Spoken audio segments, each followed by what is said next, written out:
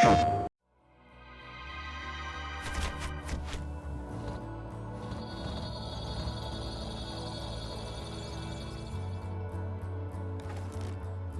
we first found out about PlayStation 4 and the features of the platform, we were really pleasantly surprised that they completely synced up with what we had in mind for Drive Club. It was almost a perfect storm, if you like. We had this desire to return back to realistic racing. We had this new hardware platform. It was just nice to finally align with both the platform and our own desires as a studio and try and kind of bring that game to life.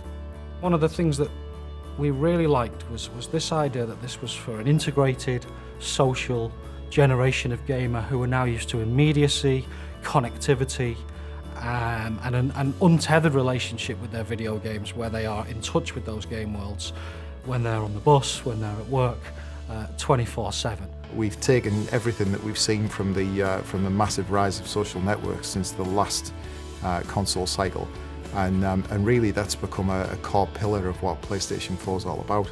So, you know, Drive Club really works on that level better than anything else you've ever played. We wanted to create a community, a genuine, living, breathing community. So when it came to looking at how we tackle that from a Drive Club perspective, you know, what did community mean to us?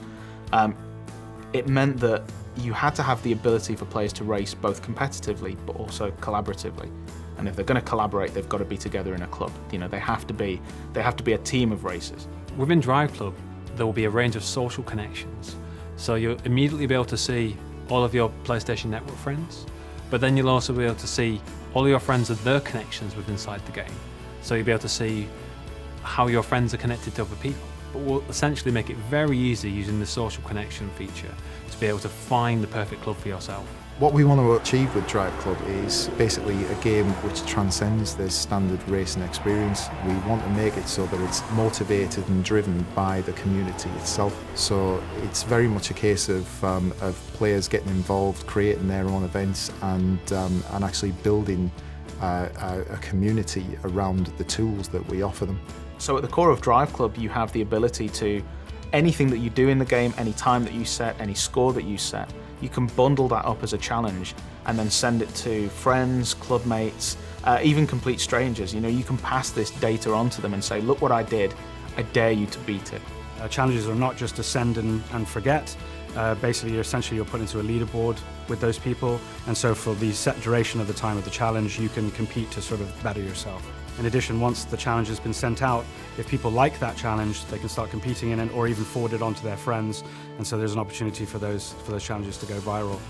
One of the key ways the PlayStation 4 really enhances the multiplayer experience in Drive Club is the fact that every single section of every one of our tracks, our real-world kind of breathtaking, beautiful vistas, has data that can be turned into challenges for the best times, the best drift settings, the best 0 to 60 records on every straight, on every bend, on every turn, every piece of camber, every surface type has data that can be turned into challenges which can then be sent to others.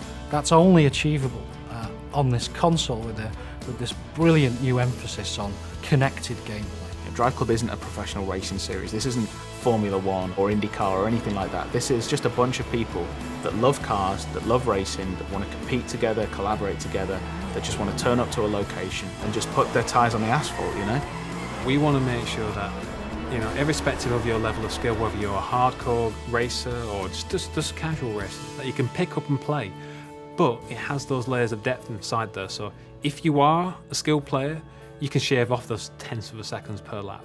But if you are a casual player, you can pick it up and play and still post a good lap time.